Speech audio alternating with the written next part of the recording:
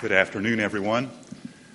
I am very happy to be here today participating in this conference with all of you.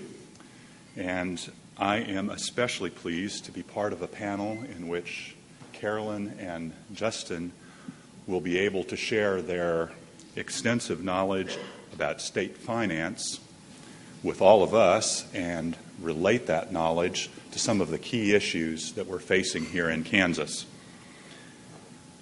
Before Carolyn and Justin speak, though, let's take a very brief look at a chart which attempts to show some recent state financial history.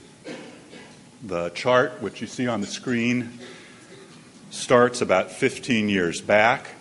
That's 2 recessions ago, and then comes to the present. This morning, Chris Courtwright presented an excellent, very detailed description of much of what you see up on this chart. The green line tracks money coming into the state general fund. And Chris, I think the term you used for the state general fund was mothership. Is that right? Okay. The green line tracks money coming into the mothership. The red line tracks expenditures going out. And you can see clear back here in 2002, revenue went down 1 year. That's after the 9/11 terrorist attacks. Kansas went into recession, as many states did. And in response, the legislature had to cut spending the next year. That happens right there. And the legislature also raised taxes in order to help the state general fund come out of that.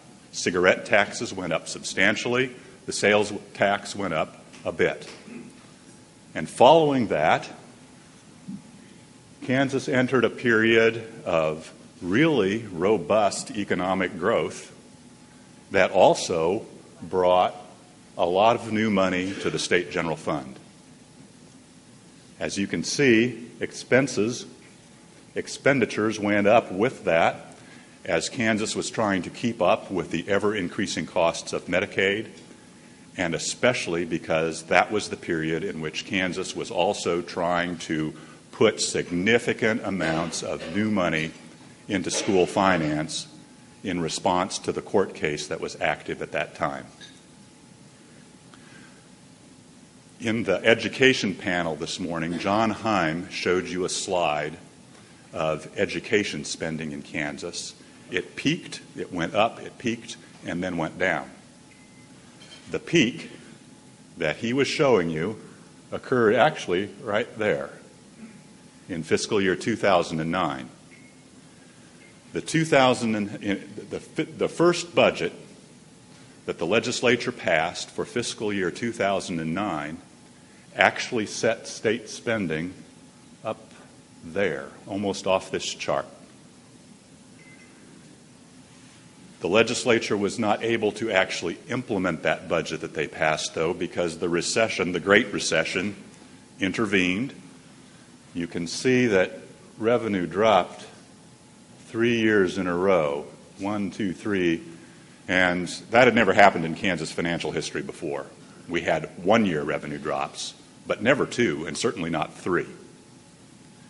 That then required 2009 spending to come down from where it was originally budgeted, and then in 2010 spending had to come way down because the state's bank balance was depleted and revenues and expenditures had to match up.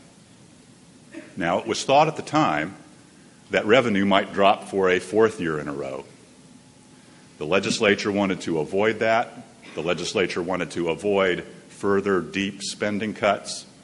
And so, as the state was bottoming out here in the recession, they passed a temporary 3-year 1-cent sales tax increase. And you can see the first year of that. That's the green line going up right there. Here's the second year. That would go up a 3rd year for the 3rd year of that sales tax increase, except that the significant income tax cuts that Chris was describing this morning, they kicked in and started to bring revenue back down. They bent the curve back down. Now, this year, fiscal year 2014, revenue has fallen off substantially because the income tax cuts have fully kicked in.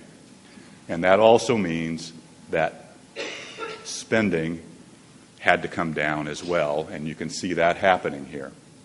Now, look at the revenue, where we are today. This brings us to today. That green line right there is about even with where it was 1, 2, 3, 4, 5, 6, 7 years ago. And spending is actually less than it was 1, 2, 3, 4, 5, 6 years ago. Even so, even though spending is down significantly, even though, as Chris described this morning, some of the original big income tax cuts were dialed back or certainly a portion of the temporary sales tax was kept in place permanently, even with that, we're still at a point now where the state is spending more than it takes in by about $100 million. That's where we are today. It's possible for that to happen because the state has a healthy bank account and can draw that bank account down in order to cover the gap. But what happens next? What's the future? That's what we all want to know. That's, I think, part of why we're all here at this conference. From the discussion on the panels this morning, it's very clear that what happens here and what happens into the future, that will have a very direct effect on local communities and on education. So what will happen? The Kansas Legislative Research Department and the Kansas Division of the Budget are both projecting that this spending more than revenue is going to continue on into the future and that the bank account is going to be depleted. That's their projection. Is that right? Is that what's going to happen? How will tax revenue perform? Will the economy grow? And if it does grow, do we have the right tax structure in place so that revenue might grow along with it? Will revenue grow enough to fund current services? That's not apparent right now. Will revenue grow enough to deal with the current court case on school finance that is active? Will revenue grow enough to allow investment in education and in local communities? Those are our questions. Those are the questions of this conference. And thankfully, we have two experts who are here able to help us think about the questions and think about how we might possibly answer them. Certainly, we can't expect them to answer all of those questions that I have just posed, but those are the questions on our minds. We're looking to the future. We want to know what will happen, and Carolyn and Justin are going to help us think about it. Carolyn is going to speak first, Justin second, then the three of us are going to have a bit of discussion, then we'll open up for your questions.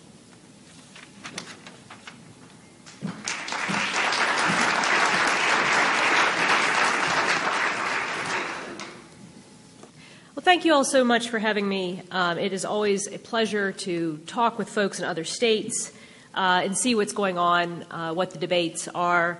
I enjoyed hearing the earlier panels, and I often take back a lot of what I learn from these kinds of experiences and talking to folks across the country about what's going on. I can take this back to Georgia and give them some insights from your experience as well. What I'm going to talk about is the Kansas experiment, looking at dynamic effects. And I work at the Fiscal Research Center, and there we do all of the fiscal notes for tax bills for the state of Georgia. We do the tax expenditure budget for the state of Georgia, and also do a lot of the tax advisement to the governor and the General Assembly. And so I'm somewhat involved in that, and I also kind of head up their research operations. And we are often asked to look at the impact of taxes on the economy, look at dynamic effects. And generally, I have to say, in the past, we've kind of brushed that off. And we finally decided we're really going to try to we're working on taking a very serious look at the impact of tax policy on economic growth, as well as dynamic scoring and the extent to which Georgia should invest in this. So I'm just going to talk to you about some of the early results and our early findings in this area. And it's largely looking at case studies, looking at other research. Just one other point. I have a lot of background in Georgia's budget. Georgia is last in the country it's 50th in per capita revenues and somewhere around 48th, 47th in per capita expenditures. So if you all are interested in racing to the bottom, I can give you some insight on what it looks like at the bottom. But that's not the focus of this presentation exactly. At any rate, so the two big questions, does state tax policy affect economic growth? Do tax cuts pay for themselves is really what people are often trying to get at. Looking at dynamic scoring, so you have a tax policy affecting the economy. How much of that can you recoup back into your tax system? I'm going to talk briefly about dynamic scoring, sort of what it is, state experiences, the dilemmas, and the issues put into the Kansas context. And because of limited time, I'm kind of going to skim over some of this, but we can dig more into it with the questions. With the first big question, do lower taxes increase economic growth? You can look at this at many different levels. The research has occurred at the international level. The OECD is the Organization for Economic Cooperation and Development. And they have had studies over decades looking at differences between countries and the impact of tax cuts or tax increases on economic growth. And recently they have made some efforts to try to sort of consolidate these findings. As with anything, I am not an economist. I try to interpret what economists say is largely my role. Is anything that you see with a lot of economists, there's always a yes, but kind of structure to everything, to all of their assertions. At any rate, so in general, this sort of consolidated OECD report does say that tax cuts increase national economic growth, but there's some conditions around that. Assumes no deficit, you have sufficient investment in human and physical capital, and so on and so forth. But generally positive. Tax cuts in this international context do seem to spur growth. They have also looked at different types of taxes and which ones are more distortionary, which ones are more likely to generate growth if you were to cut them. And again, this is sort of a loose, I wouldn't say this is a consensus. Generally, it seems to lean in this direction, that corporate income taxes are the ones where if you cut them, you're most likely to get growth, followed by the personal income tax. And last, the least distortionary tax are consumption taxes, largely at the state, in the U.S. context, so it would be the retail sales tax. But in the international context, really what they're thinking of is the value-added tax. At any rate, so that is, again, sort of a loose consensus. At the U.S. national level, you also find a series of studies that largely seem to support this idea of tax cuts having some stimulus on economic development and growth. For our purposes, really what we're most interested in is the research on the states. And here you find a little bit more of a mixed set of results. I would say it tends to be positive, but there is a lot of mixed findings, everything from no effect to there was an effect in the 80s, but now there's not, 1980s, but now there's not really an effect in the 2000s, to a negative effect, which is to say it moves in the opposite direction. If you cut taxes, you actually retard growth. Why do you see this mixed result? We look deeper. And these are things that are important for considering dynamic effects, whether you're going to get some bounce out of these tax cuts. The first issue is that it's very hard to measure these effects at the state level. This is a methodological problem. It's very hard for these large-scale econometric studies often to pick up the effect. but it also has implications for the level and amount of boost that you might get from a tax cut, which is to say that state taxes and spending are small relative to the overall size of your economy. Kansas GDP is about $139 billion in 2012, just to give you some sense of scale.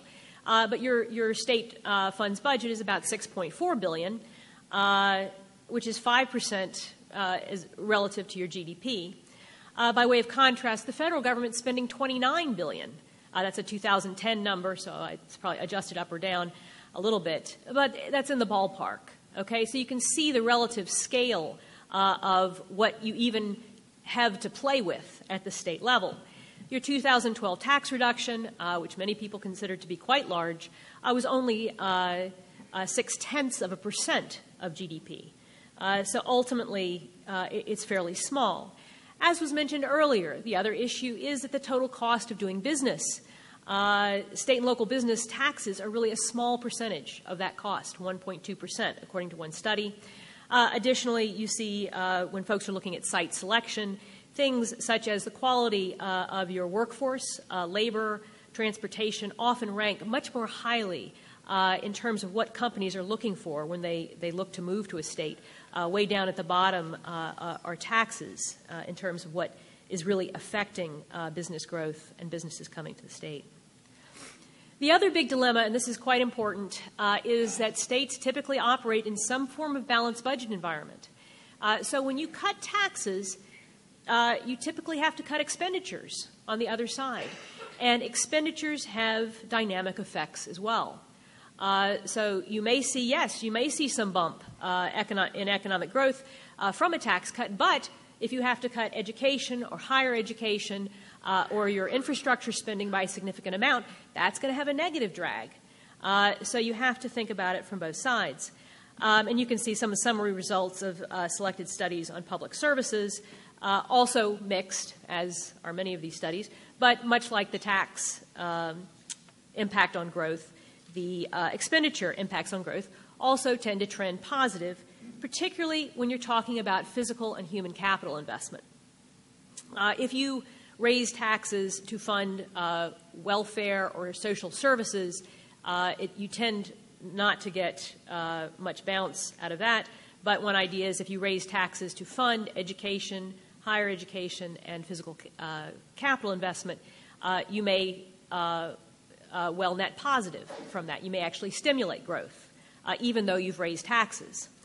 And it is important to note, also sort of in keeping with an earlier speaker, that when you do these investments, right, when you raise taxes and make investments in state services, those investments, you can't just make investments in anything. They need to be targeted and they need to be efficient investments. So, for instance, with the physical capital investment in the U.S. context, there seems to be less and less impact on growth of investment in roads and bridges and things like that. And in large part, scholars think that's because the U.S. is more or less built out to some degree. Whereas in an international context, you have countries that don't have a lot of roads, don't have a lot of infrastructure, and they get a lot of economic growth stimulus from really investing in infrastructure. Education, we can go back and talk more about that. It's quite interesting.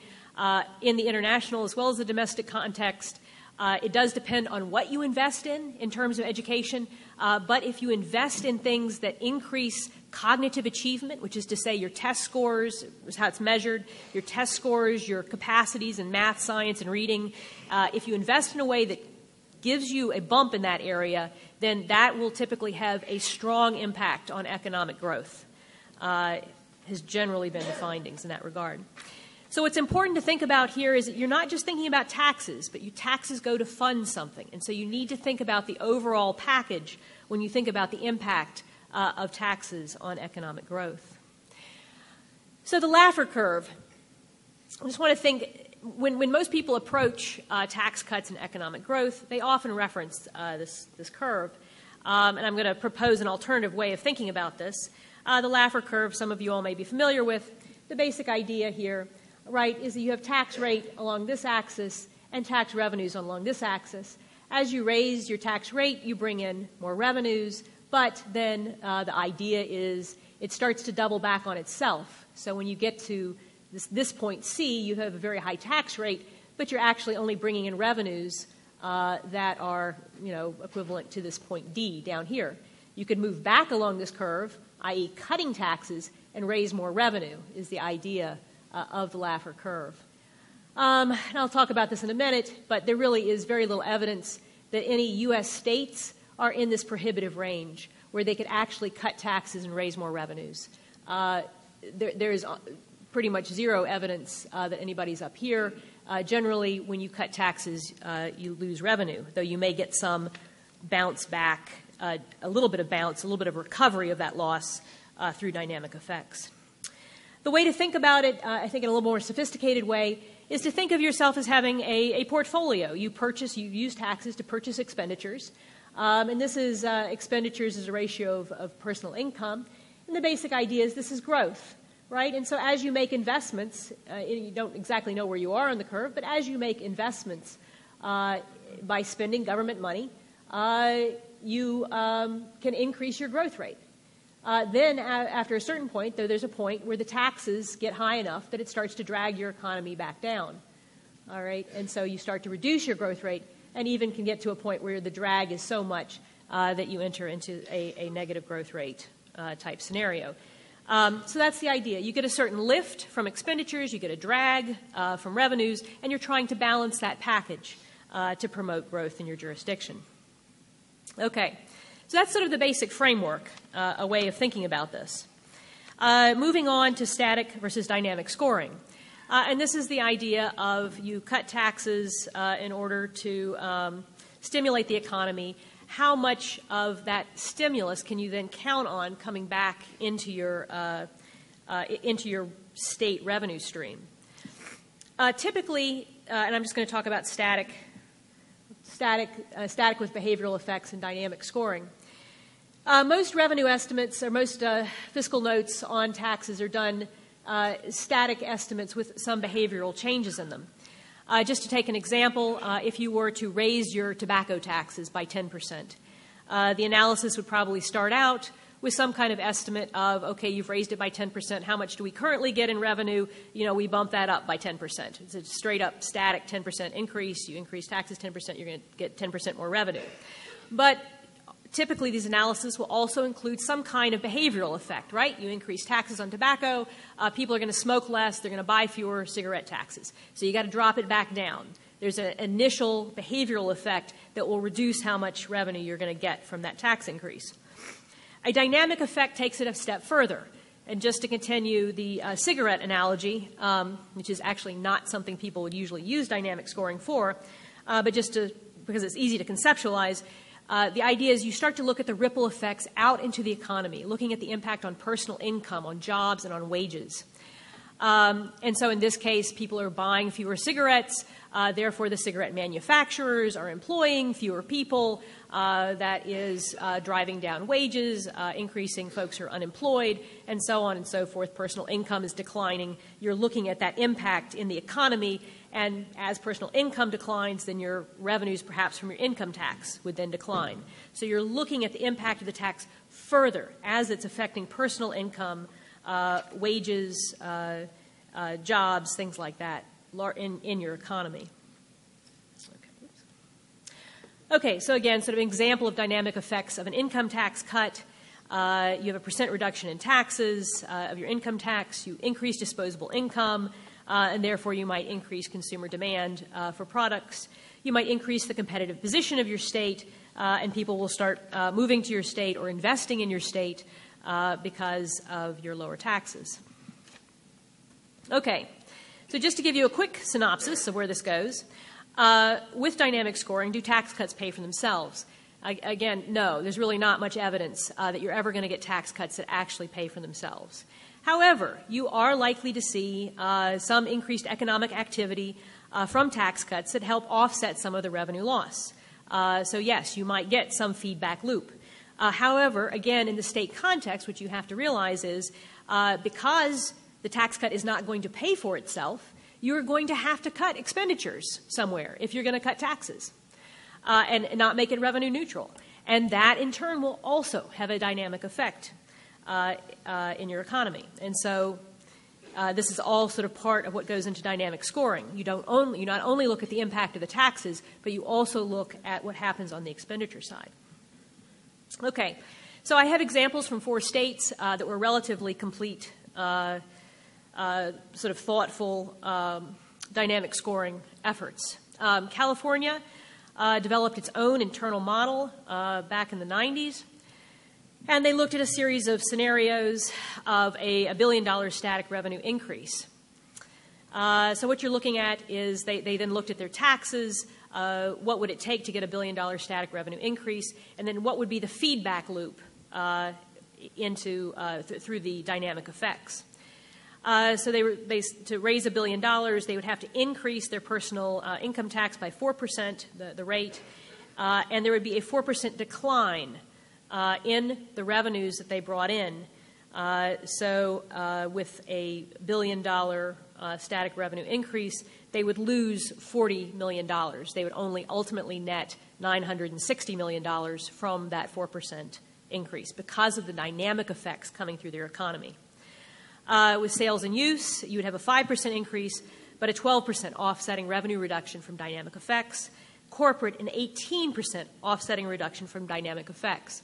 So if you remember that first slide where I talked about the OECD and what they thought about in terms of tax impacts on the economy, this reflects that very much, which is that you get the most economic impact by cutting corporate income taxes, and you get the most economic drag by raising them. Okay? Importantly, these dynamic effects are typically measured over a 5-year period. There's generally this idea that you really can't see much initially. And so I know there was some discussion about when you all might see some kind of dynamic effect, and 5 years is, as a rule of thumb, might be something to think about. Oregon, same kind of idea. They built their own model called the Computable General Equilibrium Model. And this is what they looked at: a tax increase or decrease, and there was a symmetrical effect. So if they cut their personal income tax by $1 million, they would recoup 6.8% of that cut in revenues through dynamic effects. Again, you see a very large punch from the corporate income tax. 15% is recouped. The next 2 states, Oregon and California, were sort of hypothetical models, and where they were just looking at sort of big lump sum cuts. New Mexico and Ohio, the next 2, actually modeled tax changes that they actually made. So these were a little bit more complex. New Mexico reduced the top personal income tax rate from 8.2% to 4.9% over 5 years and cut their capital gains tax. And they estimated that they got about a 3.7% bump out of that whole tax package. They had the benefit of being able to see the expenditure side and what they actually cut on the expenditure side, so they could actually really get a very good estimate of what the cuts were from the tax cut. Ohio did a 21% reduction in state personal income tax, 0.5% reduction in sales tax, and down at the bottom there you can see they got about a 7% recovery of revenues over their static estimate. So in general, what you end up with this issue is the problem with measuring dynamic effects. The size of the effects are typically small, particularly when you're talking about the income tax. When you get to the corporate income tax, you might get much bigger effects. Importantly, again, tax cuts don't pay for themselves, so you have to account for those expenditure impacts on the other side. And just to wrap up, so bringing it into the Kansas context, I did just a rough back-of-the-envelope estimate of your tax cut relative to the shortfall. So if you wanted to cover the shortfalls, you all are estimating, and I roughed it out at about a 3.1 to 3.5 billion cut over 5 years, and then you have about a 638 million shortfall over a similar period. And I know this may go up or down, but that's roughly an 18 to 20% dynamic effect that you would need in order to cover your shortfall over the next 5 years. And my understanding is that estimate of a shortfall is with a very, very constrained growth in your expenditure side estimates. So you may well get some bounce from the tax cut. sort of based on what we're seeing in these other states. But you're going to need a lift on the very high end, basically equivalent to what these big corporate income tax cuts would generate if you're really going to cover that shortfall with a dynamic effect. Further, you need to keep an eye on your expenditure side. If you cut into education and higher education, there could be an impact of depreciating your physical and human capital over time. The other thing you need to think about is even though there may be some dynamic effect, it's going to be really hard for you to see it. It's very small relative to the overall size of your budget. Around a $6 billion budget, typically your revenue estimate might be plus or minus 3.5%, so around plus or minus $200 million. What I'm talking about with a dynamic effect is plus or minus $120 million, and that's really a large dynamic effect. And so it's really likely to be within the margin of error of your revenue estimate.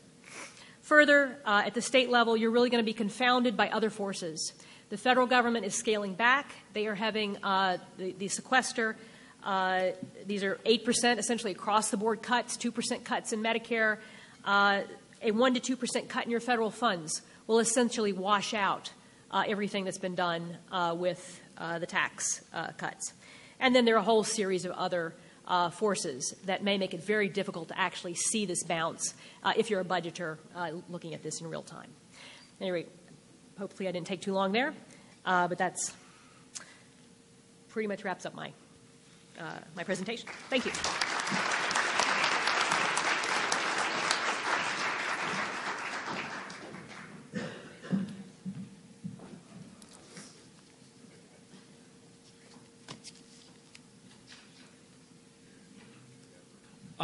My name is Justin Ross. I'm an economist at the School of Public and Environmental Affairs at Indiana University, and I just want to say thank you for having me. It's such a pleasure to be in a place where they call me an expert. In Indiana, I am the cheap local labor, and when we want expert advice, we go to places like Kansas to find it.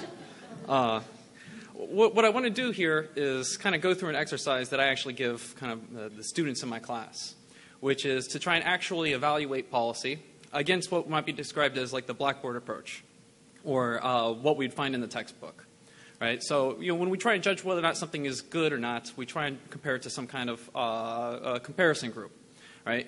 It's difficult to compare across other groups, let's say other states, because everybody deviates in very significant ways. And one approach is to try and think about, well, how would we do things in the ideal, right? And then compare to that and see what we think.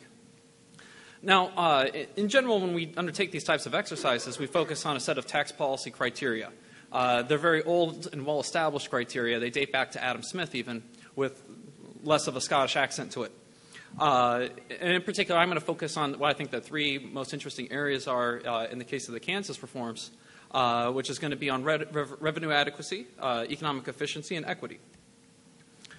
Now, when I take a look at this, the things that jump out at me, and first I want to say that I really see kind of one reform here. Right? I realized that there were two separate House bills that were passed, but one was kind of on accident, and then the second one kind of patched things up.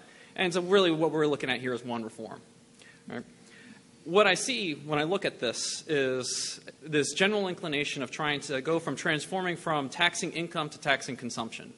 Right? When you look at it, you have increased reliance on the sales tax. You have reduced reliance on income taxes in terms of restructuring brackets, reducing rates, replacing itemized deductions with an expanded standard deduction. The other thing that jumped out at me was this aspect of exempting non-wage business income from the individual income tax.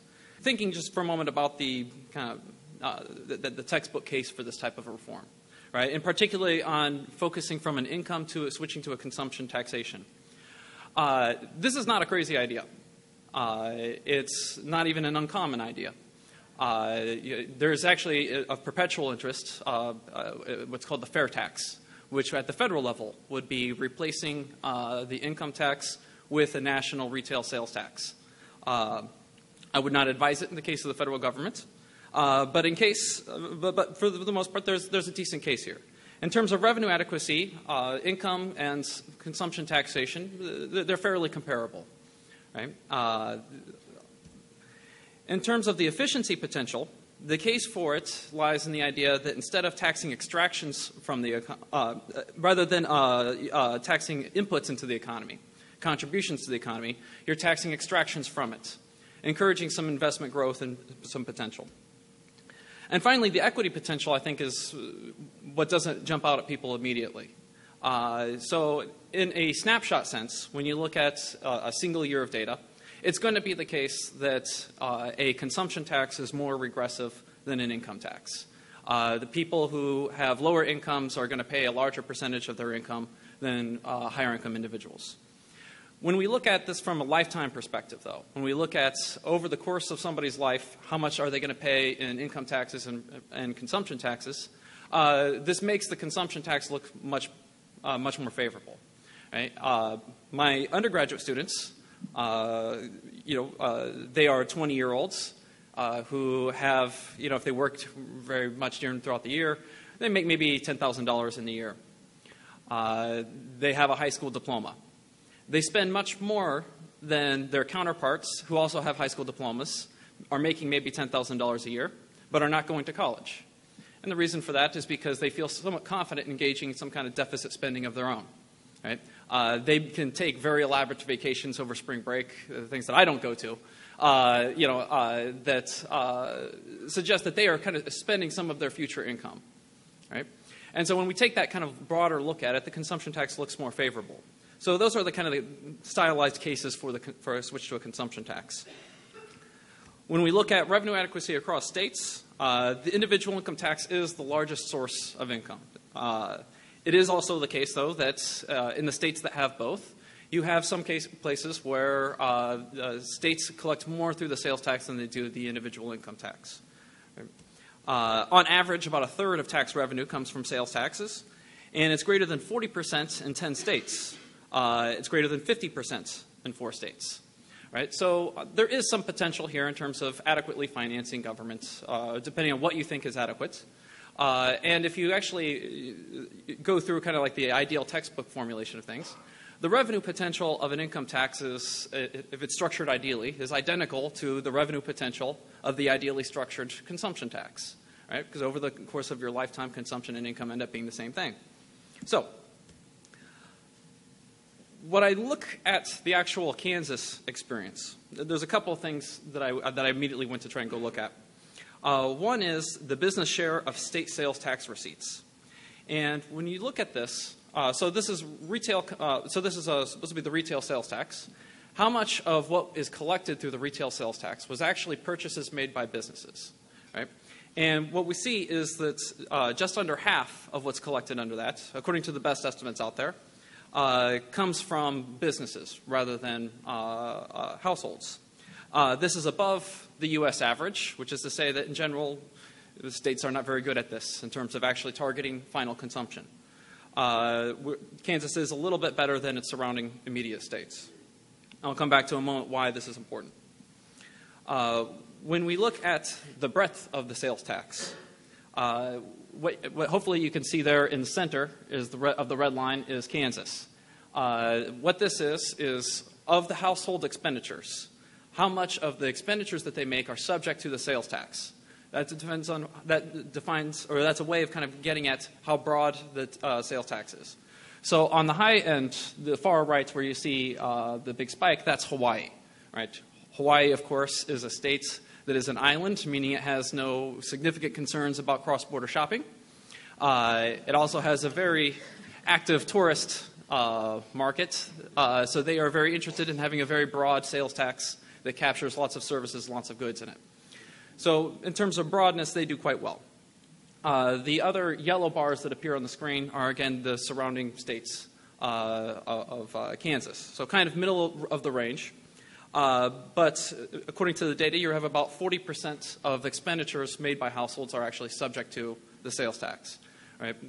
Roughly dead center in the middle of the national average. So why is this important? I'm going to start by looking at what we call tax pyramiding.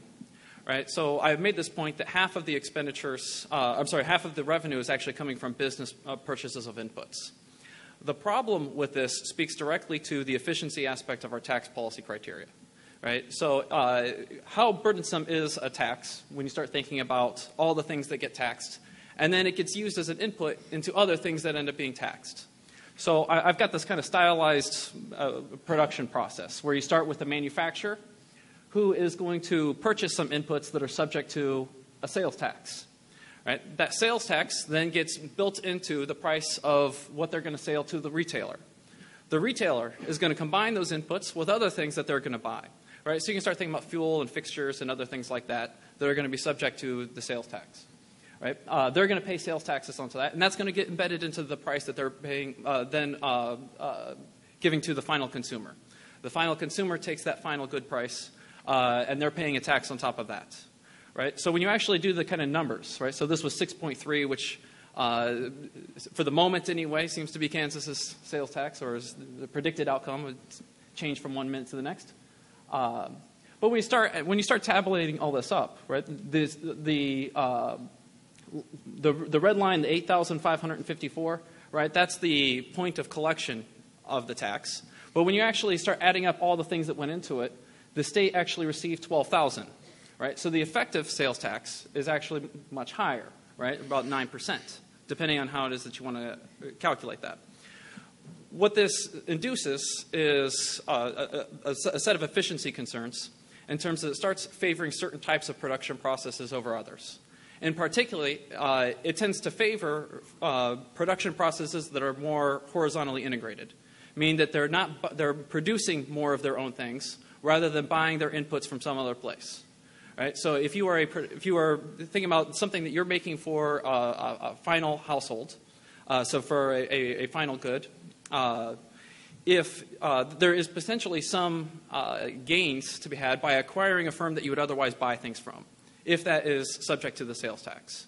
Right? So this changes the pattern of economic activity away from what would be most efficient to something that's more distortive. And it's also, I'd say, struggles a little bit on the transparency side. Right? What's hidden from consumers is the true cost of that tax. Right? They see this as paying 6.3%. But in fact, it's accumulating these burdens all throughout. Another aspect of the revenue accuracy, I would say, but this is supposed to be the darker the shade of gray, the more population in the state by county. So 41% of the population of Kansas, according to the 2010 census, lives on a county that's bordering another state. Right? So there is relative ease of access in terms of getting from one state to another to buy your goods. Cross-border shopping is something to be taken seriously. Right? It's something that limits the revenue adequacy of raising your state tax rates, right? Or any other tax rates. It is one of the most robust findings in all of the public finance literature. It should be taken. It's been replicated in a number of times using a number of range of different goods. Different places, different settings. Cross-boarding shows up everywhere there's a differential. Right? And there are differentials. Right? If you take the average state and local tax rate for Kansas, it's about 8.13%. Right? And, if you look at the surrounding states, that's above three of the four congruent neighbors, the adjacent neighbors. Right? Only Oklahoma is a little bit higher. Right? So this should be a real concern. If you can continue in the transition phase of trying to move away from income and into consumption, this is going to become increasingly a problem. Now, the next aspect I wanted to mention with this was this aspect of exempting non-wage business income. So this is exempting from certain types of businesses: LLCs, S-corps, partnerships, farms, and sole proprietorships. Now, I want to talk a little bit about the distortion that this is. This is another one of our most robust findings throughout the public finance literature, is that firms change the type of organization that they are under in response to tax changes. This has been replicated several times with different tax policies. It is a real phenomenon. Right? So there is going to be some inclination for some firms that are capable of it, switching from a C-type corporation to some other type that will be able to exempt that portion of their income. That's not going to affect the real amount of economic activity, but it is going to affect the way they organize, and it is going to affect the revenue adequacy of the tax. An example of this, in the first 5 weeks after the 1986 federal reform, where this type of difference emerged, you had 225,000 companies switch to a subsector S formation compared to 75,000 in all of 1985. Right? So this was an enormous swing in the tax filing. And this has been a finding that's been replicated in other settings, including states. Right? So Kansas has got a relatively low corporate income tax, the 4% plus a 3% surtax on income above 50,000. But nevertheless, we need to think about this as being something that is going to encourage that type of maneuver on the tax filing side. If they are capable of making that switch, there's an incentive now for them to do so. Another aspect of this in terms of the avoidance incentive. So this is getting a little bit into how this exemption actually works. Right? So here's a basic hypothetical balance sheet. And in the first column, we have $450,000 of revenue, some distributed costs, and then some portion of that is considered owners' salaries. Right? What's left over after owners' salaries is the net income available to owners. Right? The old approach before these reforms was that you basically tax both of those components under the individual income tax. And this is how the federal government does it as well. Right? You're required to declare some portion of the income as owner's income, and then the rest gets reported just as the business share. Right? Under the new policy, that $250,000 now becomes $150,000. Right? Now that is one distortion in a sense, right? And this is in a sense what they're hoping for in terms of actually producing new economic activity. Viewing this as a tax cut and saying, okay, well, because instead of taxing $250,000, we're only going to tax $150,000, this will hopefully spur some investment. Right? That's what we're hoping for. I wish you well in that endeavor.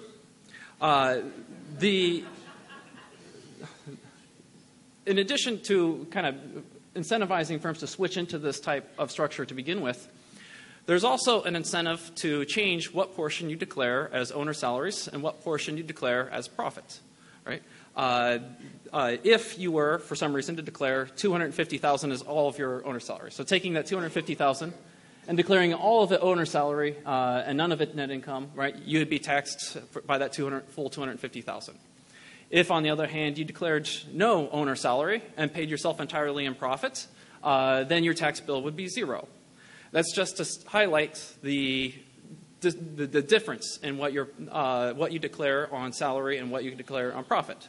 Now, none of this is considered tax advice. Okay? I am not proposing that anybody does this. I'm not a tax professional. On top of that, federal law requires that you federal law requires that you report market value of your services as salary, right? There is not a great deal of incentive for the federal government to care very much about this, though, right? Because they're taxing both components under the individual income tax. The burden would be on them to prove that what they're paying themselves in owner salary is not market value, right? So there's going to be this incentive to shift, right, their income into the untaxed portion. Right? This is going to hurt the revenue adequacy. It's going to hurt in an equity sense because you'll have different firms that are doing the same things receiving differential tax treatment. Furthermore, and this is going to kind of come back to the considering this as an experiment with data that we're eventually going to be able to judge this by. So suppose I was a building manager and I had a janitorial staff, right? And I'm paying them some income, right? I'm paying them their wages, they're my employees, their labor costs to me. With this change in structure, one possibility is that I might say, how about you guys quit and form a corporation or form a business, an LLC or an S corporation or something like that. I will pay you less, but you'll get to keep more because you'll save some on the tax side. Right? What that's going to show up in the data is the creation of a new business. Right? It's not actually going to change the pattern of economic activity that's taking place, though. Right? Oh, you'll also collect less revenue in the process. So, the Blackboard suggests that there may be efficiency and equity gains to switching from income to consumption, But, as I see the Kansas City sales tax as it's currently structured, I don't see it as being particularly up to the task of actually accommodating these really high rates, right? The kind that you would need to structure in the textbook. Now, and I'd say on top of that, historically, as state sales tax structure tends to get worse as the rates climb. Right? So, and as the rates climb, those warts of those ways in which you deviate from the textbook become much more apparent and they become much more problematic. Weirdly, in this transition of trying to get away from the income tax and to the consumption tax, in the process, I would say that we've actually made the individual income tax a little bit better from a textbook perspective. It's become broader. It's become less focused on deductions. It's expanded the standard deduction. It's simplified the rate structure. There remains the overall issue about revenue adequacy, but when I actually look at the structure, by comparison, through this reform, the income tax has become the better tax vehicle. Something to think about. And just overall, I find the non-wage pass-through exemption just hard to justify. Can't find too much that's just good to say about that. Maybe there will be some kind of boost, but for me, the research question is not going to be how much jobs are actually created by that. The interesting research question that I would love to try and figure out is how much avoidance is going to take place, because I see several opportunities for it, and that's what I would be trying to measure next. What would not be as lucrative of a research interest to me, question to me would be how many jobs is this going to create. So, I should have ended with a joke. I should have thought of that. But that's all I said.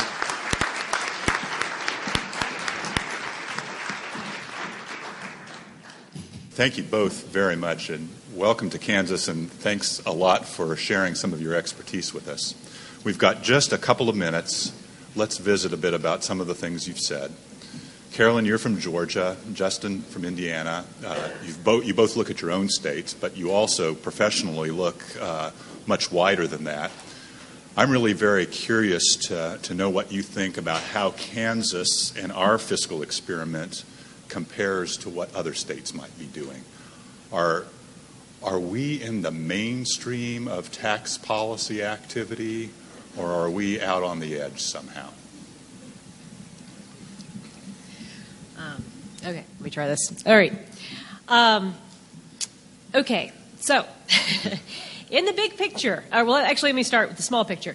The exemption on pass-throughs is somewhat exotic and is not something you see widely. However, in the bigger picture, kind of as Justin was talking about, and to some degree as I was talking about, the shift from income to sales tax or to consumption tax is something that is happening in many, many states. And just I actually did a report a few years ago looking at the past decade of tax reform, and about 11 states, including Georgia, have either proposed or have actually done something to, it's at least 11 states, there may be more, this was just sort of my effort to get a comprehensive tax reform, have done something to shrink up their income tax, make it flatter, make it broader based, and to shift more to the sales tax. So in the big picture, that kind of shift is not particularly unusual, at least sort of what I've seen. But some of the details of what you all are doing are a little bit perhaps out of the mainstream. I don't have too much to add to that, I suppose. I suppose I think the most unique thing, which we might be furthest from the mainstream, is just oftentimes reforms are intended or targeted towards more revenue neutrality. And it's not very often that you see it bundled with such a significant reduction in revenue. Well, both of you, in your look at other states, you've probably formed some conclusions on which states are really doing tax policy well.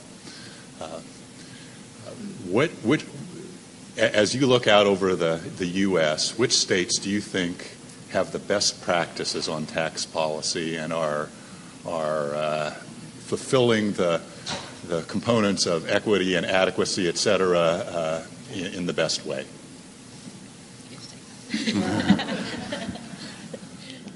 I guess the answer is no.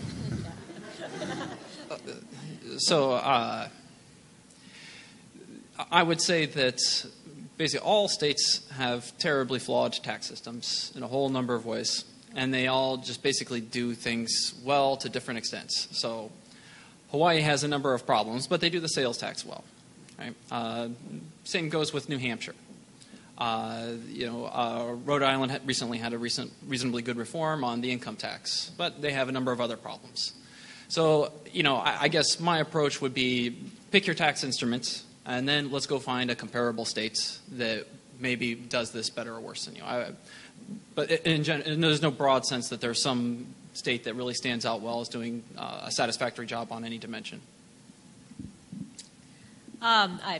I wanted to pass it off to Justin because that was my conclusion as well. I was trying to think of a state that really jumped out at me. Not really. A number of states have made some really innovative proposals, but generally, probably much as you all found, certainly when we went through a tax reform effort in Georgia, everybody wants the cut, nobody wants the increase. And so you get in there and folks have some nice proposals to perhaps reduce their income tax rate, broaden their sales tax base to services, clear out some of those business inputs that are creating that pyramiding effect.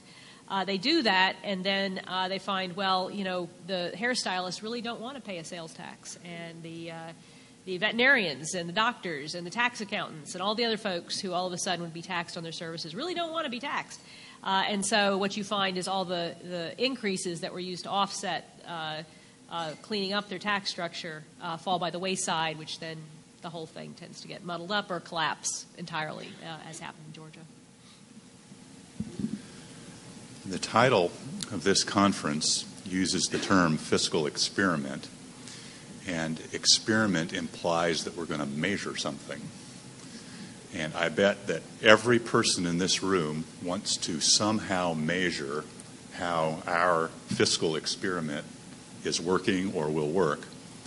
And I'm curious whether you can give us some good criteria that we should use to measure whether we're being successful here in Kansas.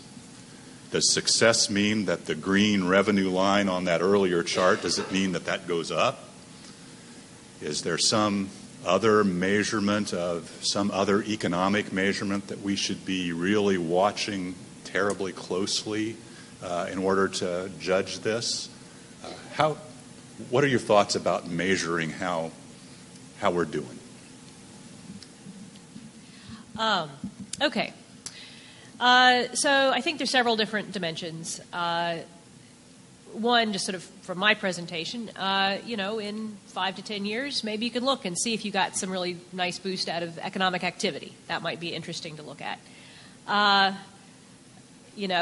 It will be, if you do get a boost, we will be able to see it econometrically, but you might not really be able to see it in terms of your lines as a budgeter sitting there waiting to see if you're going to be able to make budget. You also, looking at these distortionary issues, and I'll let Justin talk more about that so I don't take it, but that will be very interesting to look at as well.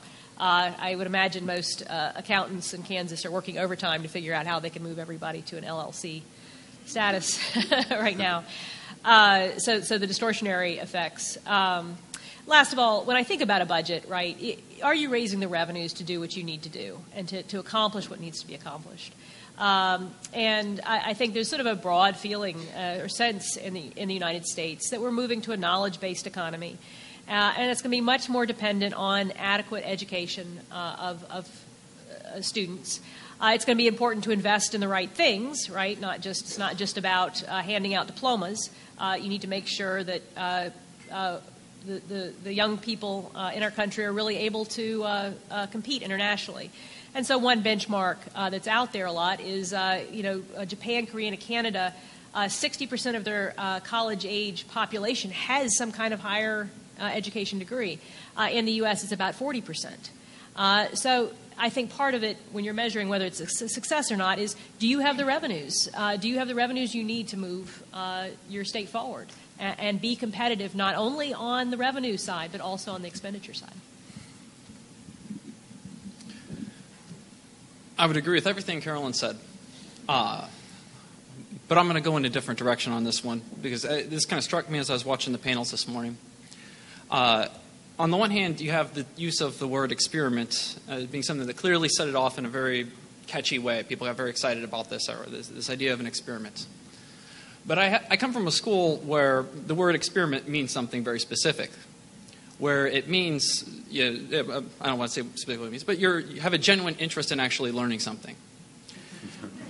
And you were interested in things like replication and not trying to count on the fact that others won't chase you in this way. The other thing that you saw from these panels is how much change there has been in policy over years. And, it's almost shameful how little we've actually learned from any of it. This was a one-time event, right? Many things changed. Many things will change again. And we can do very careful studies and try and get a sense of exactly those types of things Carol was talking about. And we can come to the best possible answers that we can. But it's still, at the end of the day, just going to be a kind of educated guess about a single-time event.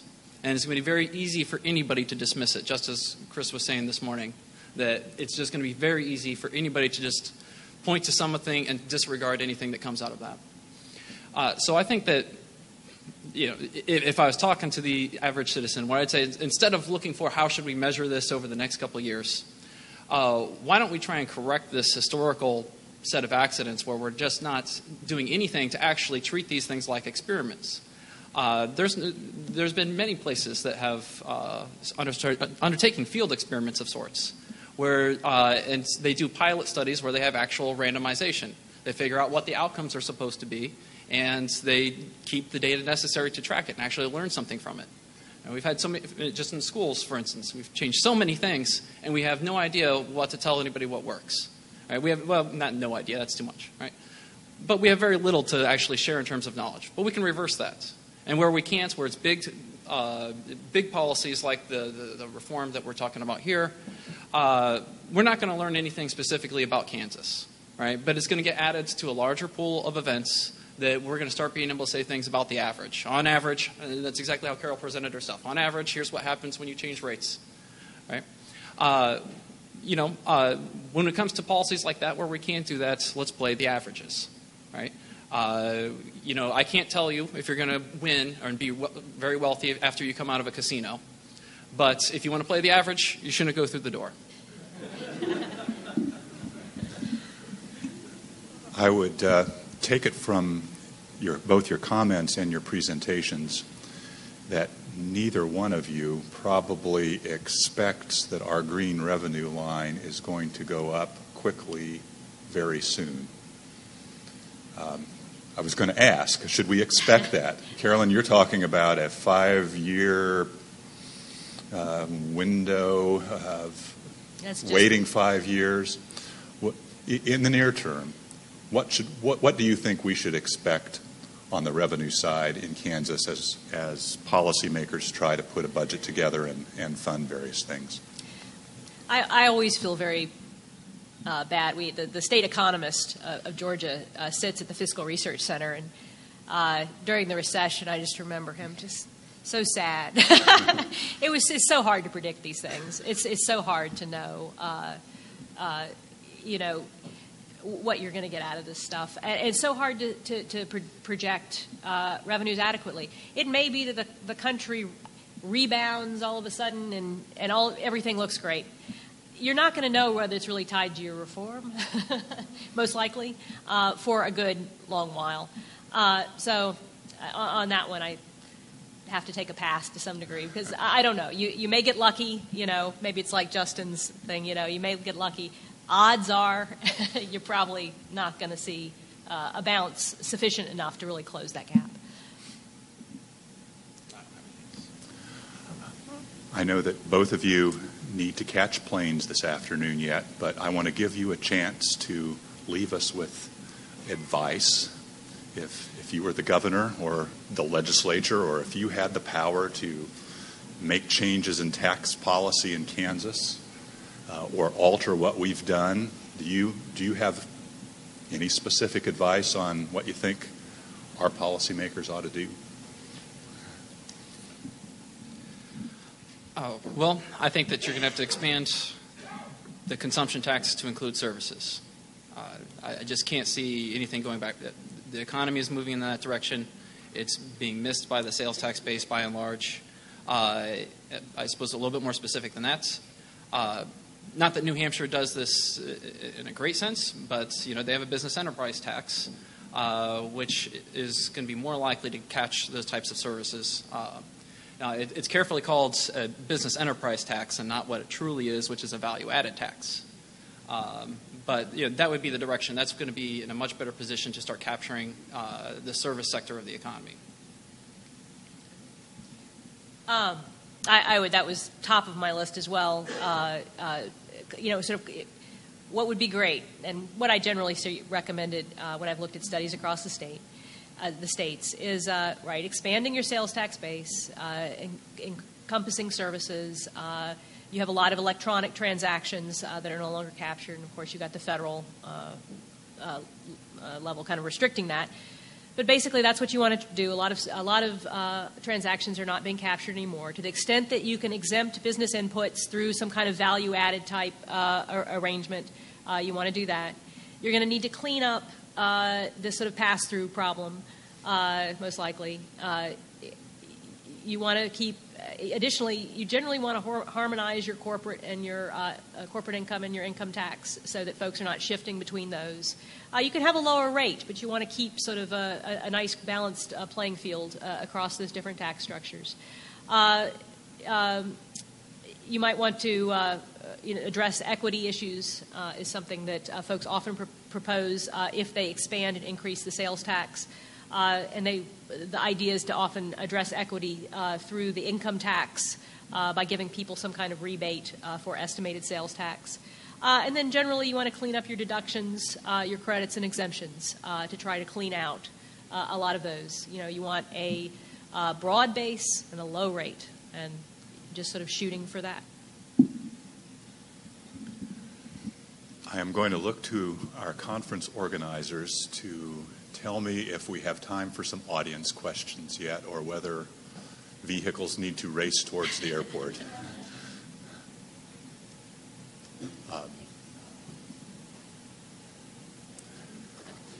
It appears we have about 5 minutes to take questions from the audience. Are there any questions that any of you have that you would like to propose to Justin and to Carolyn?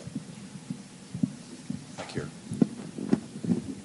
Why don't you just, I'm not sure where the mics are right now, but why don't you just speak loudly? Oh, here it is. I've got a loud voice. They can't. Jeff Hofaker from Phillips County Economic Development, also with CREDA, covering 55 counties in western Kansas. I guess my question would be, did the statistics that you actually showed us incorporate population recruitment? We keep talking about outward migration, but with the implementation, we've been having a lot of the ROZ program, the Rural Opportunity Zone program. We've been having a lot of success bringing in talent to our rural areas and actually creating new entrepreneurship businesses that are actually expanding in our particular area. Does your statistics actually include those, even though some of those new businesses probably will not get taxed? Are you talking about dynamic effects? The dynamic effect of population recruitment to those areas. Yes. The dynamic effects do encompass job growth. So actually I kind of jotted down what the expectations were in terms of job growth from some of those tax cuts. California, that was that $1 billion cut in income tax. And that was going to generate about 18,588 jobs. But that's only 0.09% of the total jobs in California. So all of them do have job effects. The effect is often small. What you see, at least in my understanding, and Justin may know more about this, but you do get a better bounce from doing the kinds of tax breaks for rural areas, urban areas that are underdeveloped. Typically what it is often sort of slightly shifting the location of companies. They might have been going to locate in the state anyway, but now they will shift over to that jurisdiction where there are the tax cuts. It might shift across borders too, so you might get folks from other states. Yeah, the dynamic effects do include all that. Yes. Migration is part of a dynamic model. Yes. Hi, I'm Donna Ginther, and I've, with a lot of help, have organized this year's conference, and I'm going to keep my remarks very brief. First of all, I want to say thank you to our sponsors, the Provost's Office at KU, the Grant County Chamber of Commerce, and Pioneer Communications in Ulysses. I want to thank the panelists and presenters, Chris Courtwright, Hannah Zacharias, John Batten, Jason Gage, Tammy Gurley-Calvez, Sally Cauble, John Heim, Mike Podgorski, Rick Ginsburg, Duane Goossen, Carolyn Bourdeaux, as she's leaving, and Justin Ross. Justin, incidentally, doesn't have to catch a plane because he's going to be giving a seminar in the economics department, so we have him for one more day. I want to thank my co-organizers who, without their help, this conference wouldn't happen. Jenna Hurd, Laura Stahl, Susan Mercer, and Zan Weedle have all been, and Whitney Onash have all been instrumental in sort of putting everything together. And I think this is the first conference in recent memory where we haven't had huge technical difficulties. So thank you for the hookup working mostly correctly. And in the interest of time, since we've talked, we've talked a lot about, we've had a very dynamic discussion today, so I'm not going to recap what we talked about today, but I want to leave you with a few thoughts. I like Justin's concept that we're cheap local labor. The people here at the university, and you step outside and then you become an expert. That happens often. But what we're confronting here in Kansas is an aging population with low population growth, relatively slower economic growth. The whole country is dealing with slower economic growth, and a structural shift away from a sort of production base towards a service-based economy, which means that knowledge and human capital become relatively more important in some ways than physical capital. Now, in the macroeconomic world today, there are two schools of thoughts among economists and policymakers, and it's playing out at a national level, and it's playing out on a state level here. There are two schools of thought. The one is to shrink the state by cutting taxes and and as a result, cutting down services. And this is, the Milton Friedman school, that the private sector is more efficient, and so we want to have more private provision of these services. Or there's the other school of thought, which is that you want to make strategic investments, where you are investing in infrastructure, you're using fiscal policy to stabilize the economy, and that's the Keynesian school. Well, we've chosen in Kansas which road we're taking. We've chosen make the state smaller and shrink our tax base. And as both Carolyn and Justin pointed out, it's really hard to determine the effects of these policies. And the tendency of the politicians will be to claim victory. I mean, that's what they were doing during the government shutdown, right? So everybody's going to point to something, their favorite stylized fact, and sort of try to say that it's because of these policies that, were better, or it's because of these policies that were worse. And unfortunately, reality is a lot messier than that. So what we're left with is, economists who don't really make policy, but we advise policymakers. We're left with the idea that the issue is not whether taxes affect behavior. We know they affect behavior. The question is, how big are the effects, and what do the effects actually, what are the effects? All right, do we end up with a lot of tax avoidance, or do we end up with what we hope would be more economic growth and development? And because we cannot randomly assign tax rates in the state, we're not going to get a clear sort of interpretation of our outcomes. But we do have a lot to be concerned about in the state. You know, there's the court case, with the Gannon case, right? If, you know, the state may be responsible for additional K through 12 spending.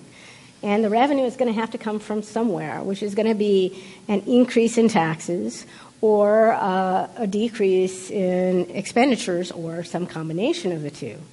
But what economists would recommend, and what I want the legislature and our elected officials to consider, is that, you know, Hannah's talked about how we're in a pickle, and that made me think about food, right? If I think about the Kansas tax code, I think about a nice piece of Swiss cheese, right? There's holes in our tax code, and those holes are the exemptions. And really what we want to strive for is a good cheddar, you know, nice, dense, where it's where you push down the rates and you expand the base. So, you know, that is going to be our challenge going forward. I want to thank everybody who attended and our panelists for giving a very thoughtful, informative discussion of what is a very politically charged set of questions. Thank you very much.